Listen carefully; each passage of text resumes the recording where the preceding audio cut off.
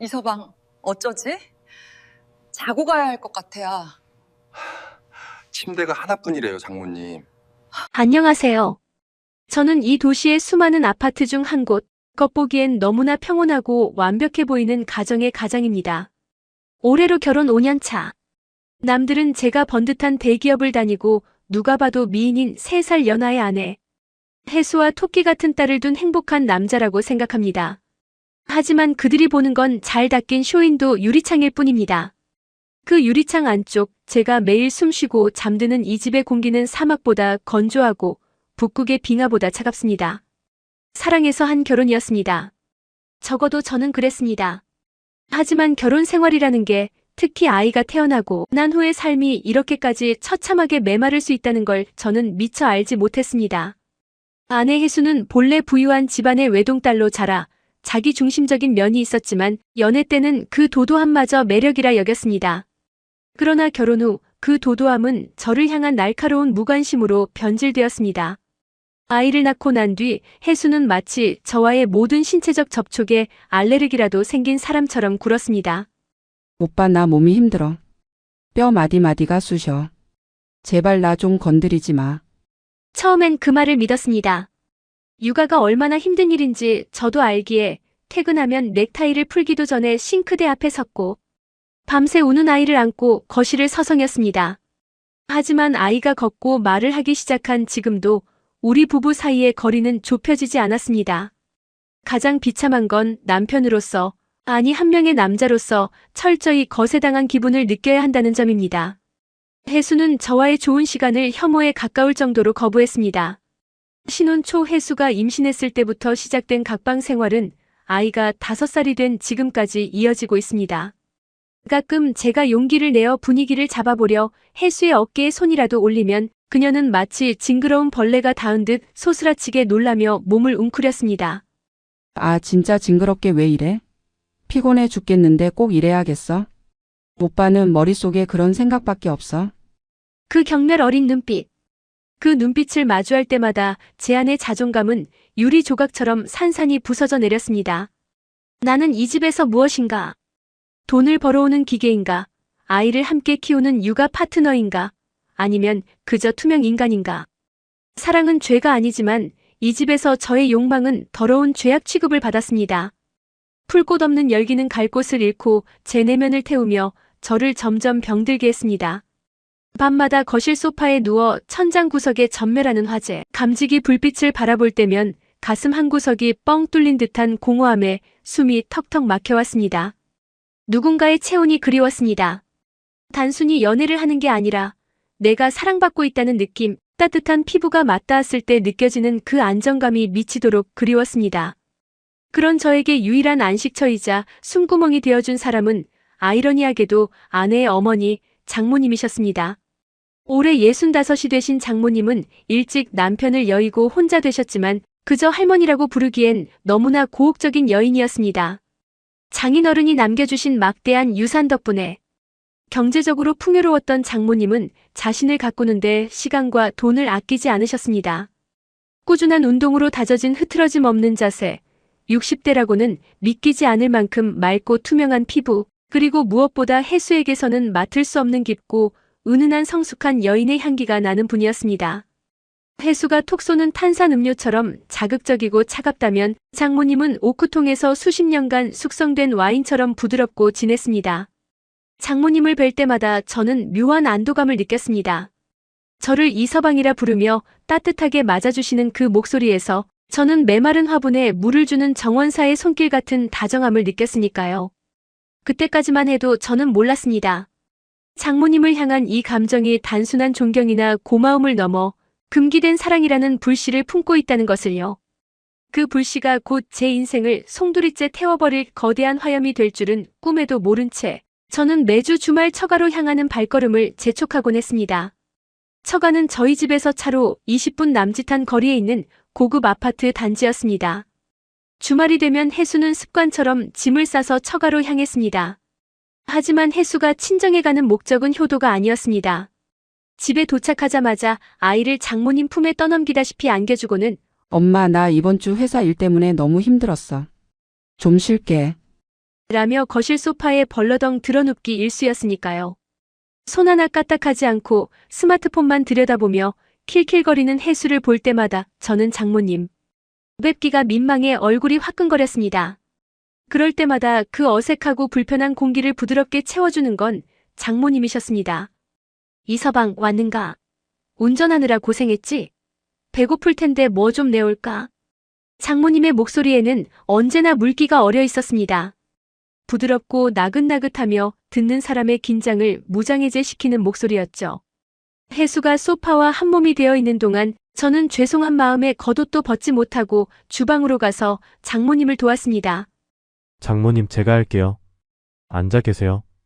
허리도 안 좋으신데. 아유 됐네. 우리 이서방 같은 사위가 세상에 어디 있어. 내 딸년이 보기 겨워서 저러지. 미안하네 정말. 자네 볼 면목이 없어. 장모님은 과일을 깎는 제 등 뒤로 다가와 앞치마 끈을 고쳐 매주시거나 셔츠에 묻은 먼지를 털어주곤 하셨습니다. 그때마다 장모님에게서 풍기는 향기가 제 코끝을 스쳤습니다. 그건 젊은 여자들이 쓰는 가볍고 달달한 꽃향기가 아니었습니다. 무겁게 가라앉으면서도 신경을 자극하는 우아하고 고혹적인 머스크 향과 장미 향이 섞인 묘한 냄새였습니다. 그 향기를 맡을 때면 제 심장이 쿵 하고 내려앉는 것 같았습니다. 65의 여인에게서 이런 떨림을 느낀다는 게 죄스럽기도 했지만 제 감각은 거짓말을 하지 않았습니다. 해수와 있을 때는 멈춘 듯 고요하던 제 피가 장모님 곁에만 서면 빠르게 솟구치는 걸 느꼈습니다. 장모님은 유독 저와 단둘이 시간을 보내는 걸 좋아하셨습니다. 소파에 누워 잠든 해수를 뒤로하고 저와 장모님은 아이를 유모차에 태워 근처 대형마트로 장을 보러 다니곤 했습니다. 마트의 식품 코너를 돌며 서로에게 어울리는 물건을 골라주고 카페에 앉아 커피를 마시는 그 시간들이 저에게는 일주일 중 가장 행복한 데이트였습니다. 남들이 보면 늦둥이를 둔 금슬 좋은 부부라고 착각할 만큼 우리는 다정했습니다. 이서방, 이 셔츠 색깔 봐라. 자네 피부가 하얘서 이런 짙은 와인색을 입으면 아주 귀티가 나겠어. 장모님은 제 가슴팍에 셔츠를 대어보시며 손바닥으로 제 상체를 툭툭 매만져 주셨습니다. 해수의 손은 늘 차갑고 거칠었는데 장모님의 손은 믿을 수 없을 만큼 부드럽고 따뜻했습니다. 그 손길이 닿은 자리마다 보이지 않는 불꽃이 튀는 것 같았습니다. 특히 기억에 남는 건 지난달 코스트코에 다녀오던 차 안에서의 일이었습니다. 운전석 옆자리에 앉은 장모님이 피곤하셨는지 깜빡 잠이 드셨는데 고개가 제 쪽으로 툭 떨어진 겁니다. 신호 대기 중에 바라본 장모님의 옆 얼굴은 감히 말하자면 여자로 보였습니다. 세월의 흐름을 거스른 듯 고운 목선, 살짝 벌어진 붉은 입술, 그리고 숨을 쉴 때마다 규칙적으로 오르내리는 골짜기까지. 65세라는 나이는 숫자에 불과하다는 말이 실감났습니다. 아니, 오히려 20대에 풋내나는 여자들에게선 느낄 수 없는 깊이와 연륜이 배어있어 더욱 치명적이었습니다. 저는 저도 모르게 마른 침을 삼켰습니다. 이러면 안 되는데. 장모님이신데.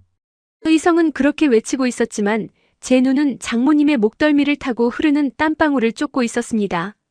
오랫동안 굶주린 짐승이 눈앞에 사냥감을 두고 갈등하는 것처럼 제 본능은 위험한 줄타기를 시작하고 있었습니다. 차 안을 가득 채운 장모님의 숨소리와 향기가 저를 몽롱하게 만들었습니다. 아내에게선 한 번도 받아보지 못한 다정함과 여성성. 그것이 장모님에게서 흘러나오고 있다는 사실이 아이러니하면서도 저는 그 금지된 매력에 서서히 중독되어 가고 있었습니다. 그날은 유난히 비가 억수같이 쏟아지는 토요일이었습니다. 아침부터 하늘이 뚫린 듯 퍼붓는 빗줄기에 세상이 온통 회색빛으로 잠긴 날이었죠. 회사에서 당직을 서고 있는데 장모님께 전화가 걸려왔습니다. 평소에 차분하고 교양 있던 목소리가 아닌 당황스럽고 가늘게 떨리는 목소리였습니다. 이서방, 바쁜데 정말 미안하네. 지금 통화 괜찮나? 네, 장모님. 무슨 일 있으세요? 목소리가 안 좋으신데요. 그게 고향 친구가 갑자기 세상을 떠났다는구나. 40년 지기 친구인데 장례식에 가봐야 하는데 이 빗속에 운전도 못하겠고 기차 타기도 막막해서. 장모님은 울먹이고 계셨습니다. 장소는 지방의 한적한 소도시였고 대중교통으로 가기엔 몇 번을 갈아타야 하는 번거로운 곳이었죠. 장모님은 먼저 딸인 혜수에게 전화를 했지만 혜수는 비 오는데 애 데리고 거길 어떻게 가냐, 나 피곤해. 라며 짜증을 내고 전화를 끊어버렸다고 했습니다. 수화기 너머로 들리는 장모님의 체념 섞인 한숨 소리가 제 가슴을 쿡 찔렀습니다. 그 순간 저는 어떤 의무감과 함께 묘한 기대감이 솟구쳤습니다. 제가 모실게요, 장모님. 지금 바로 댁으로 가겠습니다. 준비하고 계세요. 저는 주저없이 대답했습니다. 집에 들러 혜수에게 상황을 설명하니 혜수는 미안해하기는커녕 오히려 잘 됐다는 표정이더군요. 그래, 자기가 갔다 와. 난 집에서 좀 쉴게. 운전 조심하고. 남편을 친정엄마와 단둘이 장거리 여행을 보내면서도 일말의 걱정이나 질투도 없는 그 무심함에 헛웃음이 나왔습니다. 하지만 한편으로는 묘한 해방감이 밀려왔습니다. 이 쏟아지는 빗 속에 좁은 차 안에 장모님과 단둘이 남겨진다는 사실이 왜 그리도 가슴 뛰게 만들었던 걸까요?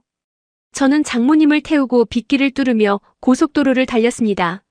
와이퍼가 부지런히 움직이는 소리, 차 지붕을 때리는 거센 빗소리만이 공간을 가득 채웠습니다. 조수석에 앉은 장모님은 단정한 검은 상복을 입고 계셨는데 그 검은색이 장모님의 하얀 피부를 더욱 도드라지게 만들었습니다.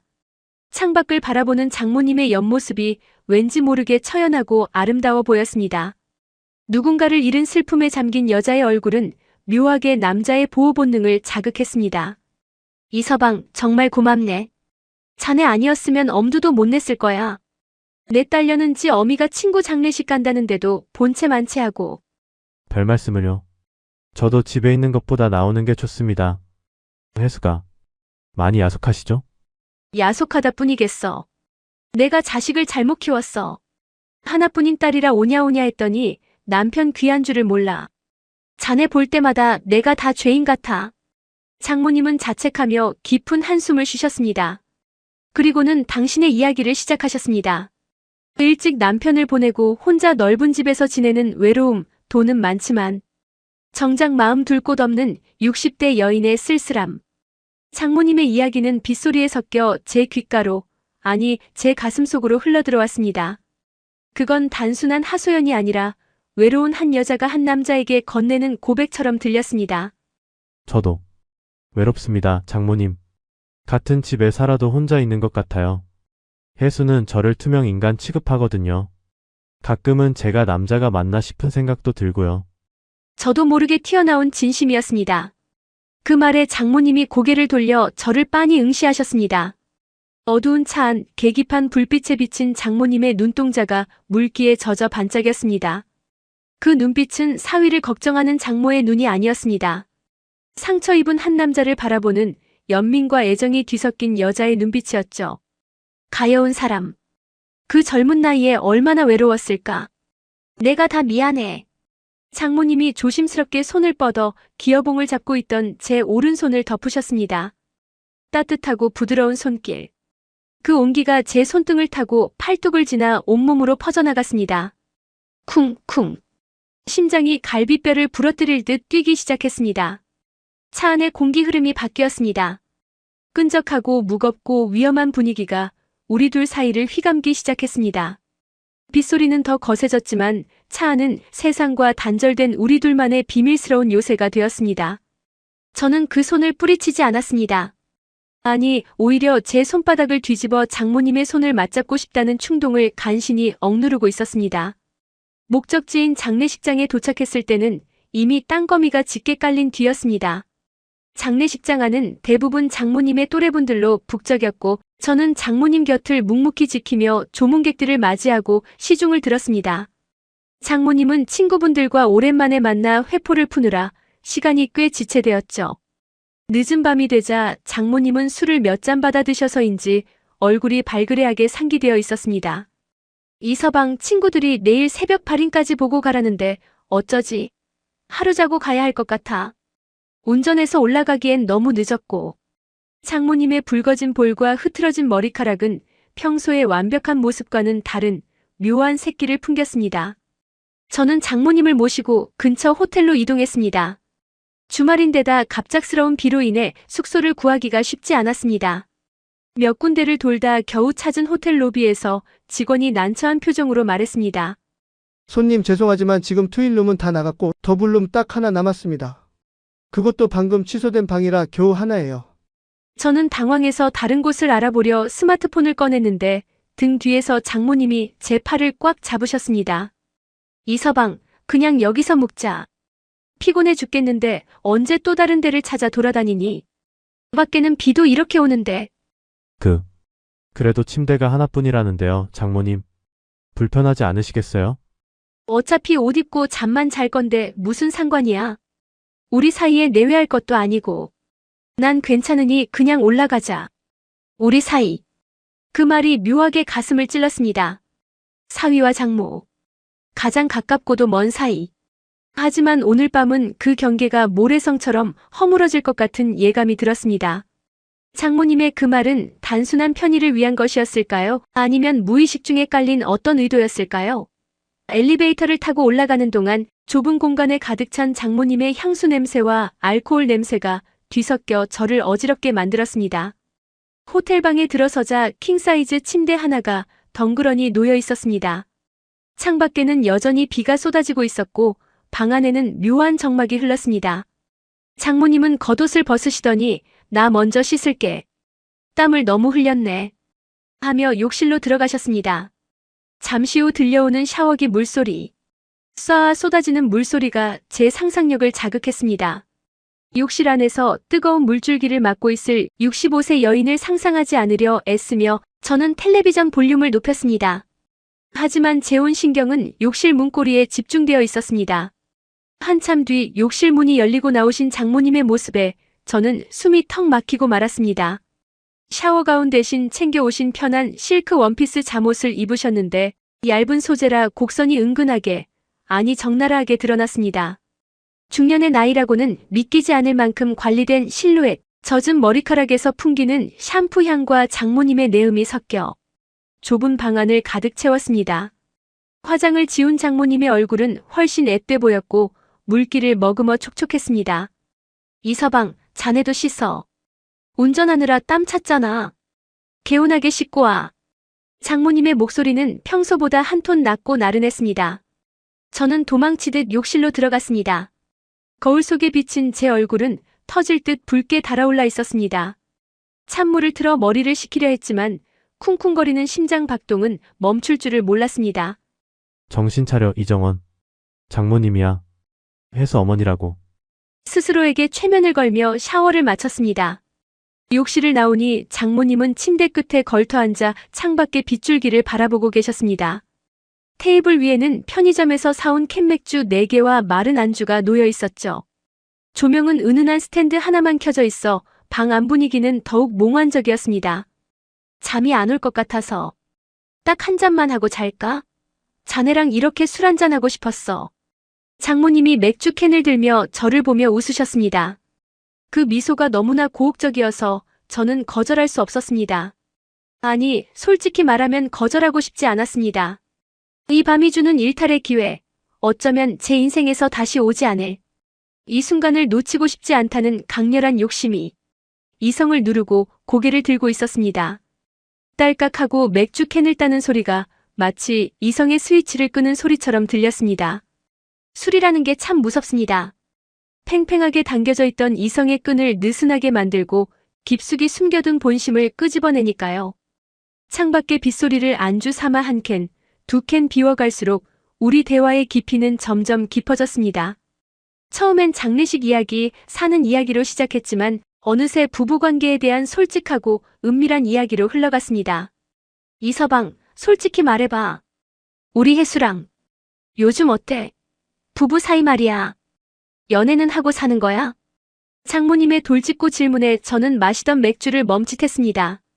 취기가 올라와서였을까요? 아니면 누구에게라도 털어놓고 싶은 서름 때문이었을까요? 저는 평소라면 절대 하지 못할 가장 치욕스러운 치부까지 털어놓기 시작했습니다. 사실 혜수랑 각방 쓴 지 3년이 넘었습니다. 제가 남편인지 아니면 그냥 하숙생인지 모르겠어요. 손 한 번 잡기도 힘듭니다. 제가 남자로서 매력이 없는 건가 싶어 비참하기도 하고요. 혜수는 저를 남자로 보지 않아요. 제 고백을 듣던 장모님의 표정이 일그러졌습니다. 안타까움과 미안함, 그리고 딸인 혜수를 향한 알 수 없는 분노가 섞인 표정이었죠. 장모님은 술잔을 내려놓고 자리에서 일어나 제 옆으로 다가오셨습니다. 그리고는 바닥에 앉아있는 제 어깨를 감싸 안으셨습니다. 이 바보 같은 사람. 그동안 얼마나 외로웠을까. 내가 다 미안해. 내 딸이 못나서 자네를 이렇게 고생시키네. 남자 구실도 못하게 만들고. 장모님의 품에서 나는 향기가 코끝을 강하게 찔렀습니다. 술 기운 탓인지 분위기 탓인지 닿아 있는 장모님의 체온이 뜨겁게 느껴졌습니다. 저를 위로하는 손길이 등에서 머리카락으로 그리고 제 뺨으로 이어졌습니다. 고개를 들어 장모님을 바라보았습니다. 풀린 눈동자가 저를 깊이 응시하고 있었습니다. 그 눈빛은 모성애가 아니었습니다. 명백한 여자의 눈빛이었습니다. 자네가 매력이 없는 게 아니야. 우리 딸이 보기 겨워서 그래. 자네처럼 듬직하고 잘생기고 착한 남자를 두고 왜 그러는지. 나였으면 자네 같은 남자 매일 밤 놔주지 않았을 텐데.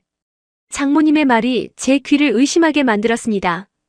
그리고 장모님의 가늘고 긴 손가락이 제 입술을 천천히 스쳤습니다. 그 순간 시간이 멈춘 것 같았습니다. 장모님의 시선이 제 입술에 머물렀다 다시 눈으로 올라왔습니다. 65세라는 나이가 무색하게 그 눈빛에는 여전히 뜨거운 불씨가 아니 활활 타오르는 욕망이 이글거리고 있었습니다. 장모님, 쉿! 지금은 장모님이라고 부르지 마. 그냥 여자로 봐주면 안 될까? 나도 여자야, 이서방. 그 말이 방아쇠가 되었습니다. 제 안에서 억누르고 있던 거대한 둑이 와르르 무너져 내렸습니다. 장모님과 사위라는 관계. 그런 건 더 이상 중요하지 않았습니다. 당장 눈앞에 있는 이 여자가 주는 따뜻함과 위로, 그리고 저를 향한 노골적인 사랑이 절실했습니다. 저는 떨리는 손으로 장모님의 허리를 감싸 안았습니다. 얇은 실크 잠옷 너머로 느껴지는 부드러운 피부. 장모님은 거부하지 않으셨습니다. 오히려 제 목에 팔을 두르며 더 깊이 제 품으로 파고드셨죠. 이서방. 아니, 정원아. 장모님의 입술 사이로 흘러나온 그 호칭이 제 이성을 완전히 끊어놓았습니다. 서로의 숨결이 섞이고 뜨거운 열기가 좁은 방 안을 가득 채웠습니다. 창밖의 빗소리는 우리의 거친 호흡 소리에 묻혀버렸습니다. 우리는 서로의 외로움을 안아주듯, 아니 서로를 집어삼킬 듯이 격렬하게 녹아들기 시작했습니다. 그날 밤 호텔방을 가득 채웠던 공기의 질감은 제 평생 잊지 못할 것입니다. 창밖에서는 세상의 모든 소음을 집어삼킬 듯 맹렬하게 비가 퍼붓고 있었지만 제 귀에는 오직 눈앞에 있는 여인, 장모님의 거친 숨소리만이 고막을 때리듯 선명하게 들려왔습니다. 나를 여자로 봐주면 안 될까? 그 한마디는 단순한 유혹이 아니었습니다. 그것은 오랫동안 메말라 갈라진 대지 위에 떨어진 불씨와도 같았습니다. 제 이성의 마지막 끈을 붙잡고 있던 도덕, 윤리, 사회적 체면. 그 모든 견고한 벽들이 그 한마디 앞에서 모래성처럼 허무하게 무너져 내렸습니다. 저는 떨리는 손을 들어 장모님의 뺨을 감쌌습니다. 60대 중반이라는 나이가 무색하게 손바닥에 닿는 피부는 놀라울 정도로 부드럽고 탄력이 있었습니다. 아니, 오히려 20대나 30대의 풋내나는 여자들에게서는 느낄 수 없는 세월이 빚어낸 깊고 농밀한 온기가 제 손끝을 타고 심장으로 직격했습니다. 장모님은 저를 피하지 않으셨습니다. 오히려 고개를 살짝 기울여 제 손바닥에 당신의 볼을 비비며 마치 오랫동안 주인을 기다린 고양이처럼 그 온기를 탐하셨습니다. 그 순간 장모님의 눈에서 한 방울의 눈물이 주르륵 흘러내려 제 손가락을 적셨습니다. 그 뜨거운 눈물은 저를 향한 연민이자 외로움의 호소였으며 동시에 억눌러왔던 사랑의 증거였습니다. 장모님, 제가 쉰 목소리로 불렀을 때 그녀는 젖은 눈으로 저를 올려다보며 고개를 저었습니다. 아니, 지금은 그 이름으로 부르지 마. 제발. 그냥 나를 봐줘. 자네 앞에 있는 외로운 여자를. 그 말이 떨어지기가 무섭게 저는 홀린 듯 고개를 숙여 그녀의 입술을 찾았습니다. 처음 닿은 입술은 미세하게 떨리고 있었지만 이내 저를 받아들였습니다. 아내 혜수와의 입맞춤이 늘 건조하고 의무적이었던 것과는 차원이 달랐습니다. 장모님의 입술은 달콤했고 절박했으며 무엇보다 저를 간절히 원하고 있었습니다. 우리는 침대로 쓰러지듯 스며들었습니다. 얇은 실크 잠옷은 거추장스러운 장벽에 불과했습니다. 옷자락에 스치고 피부가 닿을 때마다 제 안에서 오랫동안 죽어있던 이정원이라는 한 남자가 포효하며 깨어났습니다. 저는 혜수에게서 철저히 거세당한 채 살아왔습니다. 징그러워, 저리 가. 그 말에 난도질당했던 제 자존감이 장모님의 뜨거운 관심 아래서 비로소 치유되고 있었습니다. 장모님은 저를 밀어내지 않았습니다. 오히려 제 등을 꽉 끌어안고 제 품으로 쏙 파고들며 저를 더 깊이, 더 강하게 원했습니다. 아, 정원아.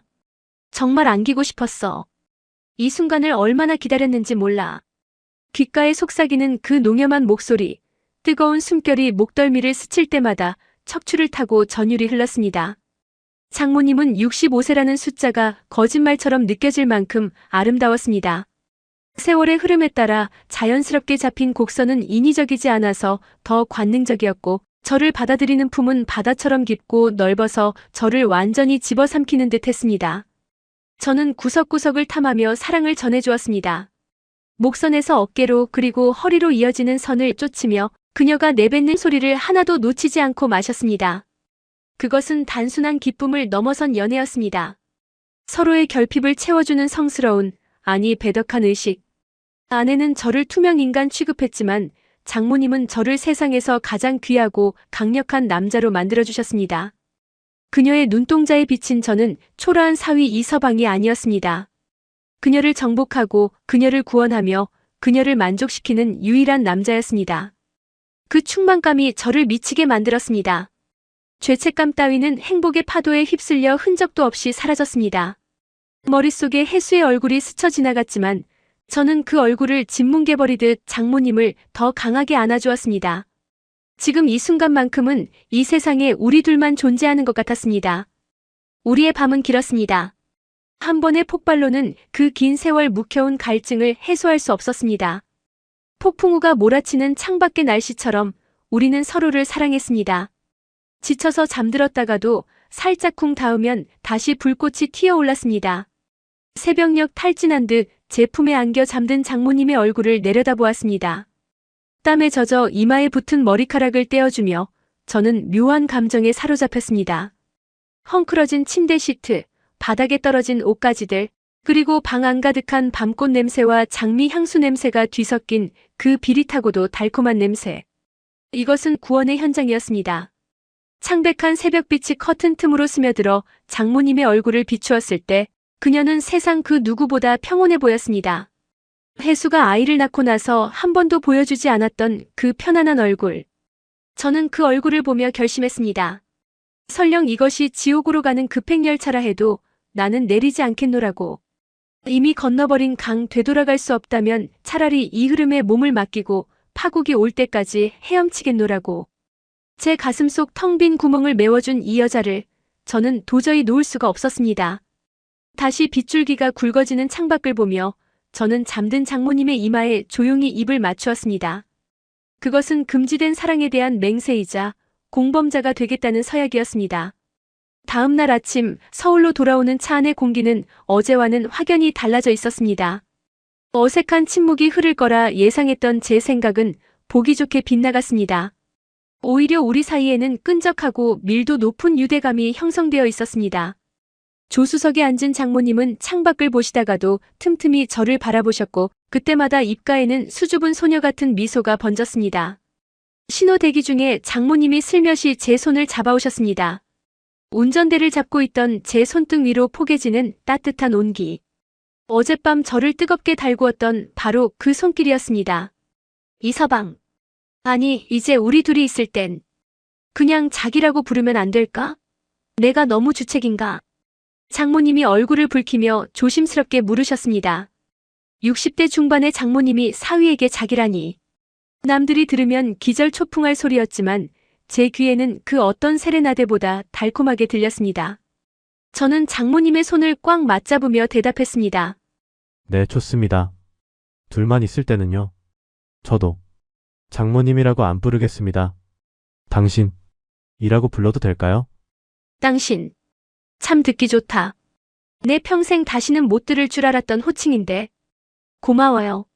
우리는 마치 갓 연애를 시작한 커플처럼 설레는 마음으로 서울로 돌아왔습니다. 그리고 집에 도착하는 순간 우리는 완벽한 연기자가 되었습니다. 현관문을 열고 들어서는 순간 장모님은 다시 근엄하고 우아한 어머니로, 저는 공손하고 싹싹한 사위 이서방으로 돌아갔습니다. 소파에 누워 텔레비전을 보던 혜수가 우리를 쳐다보며 심드렁하게 물었습니다. 왔어? 장례식은 잘 다녀왔고? 아, 나 배고픈데 둘이 밥 먹고 온 거야? 어머니가 상가집을 다녀오셨는데 고생했다는 말 한마디 없이 밥 타령부터 하는 혜수를 보며 예전 같으면 서운함과 분노를 느꼈을 겁니다. 하지만 그날은 달랐습니다. 저는 속으로 비릿한 웃음을 삼켰습니다. 너는 모르지. 내가 무시하는 이 남자가 어젯밤 내 어머니를 얼마나 뜨겁게 안았는지. 내가 팽개친 의무를 내 어머니가 대신 다 해주셨다는 걸. 혜수가 차갑게 굴수록 저는 제 뒤에 서 계신 장모님과 은밀한 눈맞춤을 나누며 배덕감 어린 우월감을 느꼈습니다. 그날 이후 장모님은 더욱 과감해지셨습니다. 혜수가 출근하거나 외출하는 평일 낮 시간은 우리만의 축제였습니다. 장모님은 저에게 전화를 걸어 암호를 대셨습니다. 이서방, 안방 화장실 전구가 나갔는데 좀 와서 봐줄래? 혹은 김치를 새로 담갔는데 너무 무거워서 못 옮기겠네. 그것은 저를 부르는 사랑의 호출이었습니다. 제가 처가 현관문을 들어서는 순간 장모님은 저를 와락 끌어안으셨습니다. 현관에서부터 시작된 입맞춤은 거실을 지나 침실까지 이어졌습니다. 60대의 장모님은 20대보다 훨씬 더 열정적이셨고 저를 위해 온갖 정성을 쏟으셨습니다. 정성스레 차려진 점심상, 피로를 풀어주는 마사지, 그리고 무엇보다 저를 왕처럼 떠받드는 연애까지. 저는 그 이중 생활이 주는 짜릿함에 중독되어 갔습니다. 그런데 얼마 지나지 않아 놀라운 반전이 일어났습니다. 장모님이 혜수를 훈육하기 시작하신 겁니다. 예전에는 딸이 하는 대로 두고 보시던 분이 갑자기 엄격한 시어머니처럼 혜수를 다그치기 시작하셨습니다. 너 이서방한테 그게 무슨 태도니? 남편이 퇴근하고 왔으면 따뜻하게 맞아주지는 못할 망정 소파에 누워서 뭐 하는 거야? 밥상 차려. 그리고 너 요즘 이서방이랑 좋은 시간은 갔니? 부부가 한 이불 덮고 살아야 정이 드는 거야. 남자가 밖으로 돌면 그건 다 여자 탓이야. 너 그러다 이서방 다른 여자 생기면 어쩌려고 그래? 장모님의 불호령에 혜수는 당황한 기색이 역력했습니다. 엄마 갑자기 왜 그래? 꼰대처럼. 투덜거리면서도 혜수는 어머니의 기세에 눌려 조금씩 변하기 시작했습니다. 장모님은 마치 자신의 남자를 다른 여자에게 뺏기지 않으려는 듯, 혹은 딸을 통해 자신의 죄책감을 덜어내려는 듯, 아니면 저를 이 집안에 영원히 붙들어 두기 위한 전략인 듯 혜수를 훌륭한 아내로 조련하기 시작했습니다. 그 효과는 확실했습니다. 어느 날 밤 혜수가 샤워를 하고 나오더니 얇은 슬립 차림으로 수줍게 제 팔을 잡더군요. 3년 만에 처음 보는 모습이었습니다. 여보, 오늘 윤재 일찍 재웠는데 우리 같이 잘까? 엄마가. 부부는 무조건 같이 자야 한대. 내가 그동안 너무했지? 혜수의 손길은 여전히 어색했지만 노력하려는 모습이 보였습니다. 예전의 저라면 감격해서 눈물을 흘리며 그녀를 안았을 겁니다. 하지만 제 머릿속엔 온통 장모님의 농염한 몸짓과 향기뿐이었습니다. 눈앞의 젊은 아내보다 낮에 만난 장모님의 주름진 눈가가 더 야릇하게 느껴졌습니다. 하지만 저는 거절하지 않았습니다. 이것 또한 장모님이 만들어준 상황이었으니까요. 그날 밤 저는 혜수를 안으면서 필사적으로 장모님을 떠올렸습니다.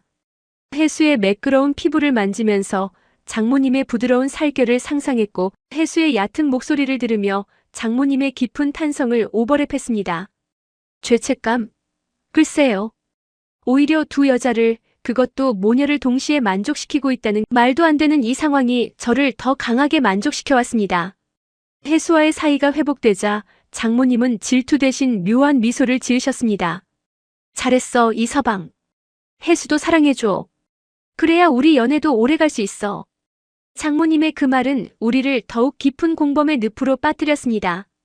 저는 낮에는 장모님의 뜨거운 연인으로, 밤에는 혜수의 자상한 남편으로 완벽하고 위험한 모녀 사이의 줄타기를 즐기기 시작했습니다. 우리의 비밀스러운 사랑이 무르익어갈 무렵 운명은 우리에게 또 하나의 거대한 파도를 던졌습니다. 어느 주말 저녁 처가에서 다 같이 식사를 하는 자리였습니다. 식탁 위에는 장모님이 저를 위해 특별히 준비한 장어구이와 보양식들이 가득 차 있었습니다. 혜수는 아무것도 모른 채 젓가락질을 하며 무심코 폭탄 발언을 던졌습니다. 엄마 요즘 혼자 지내기 적적하지 않아?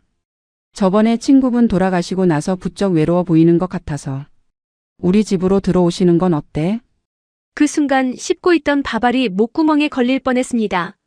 저와 장모님의 눈이 허공에서 얽혔습니다. 장모님의 눈동자가 크게 흔들렸습니다. 당황스러움과 동시에 걷잡을 수 없는 기쁨, 그리고 은밀한 기분이 교차하는 복잡한 눈빛이었습니다.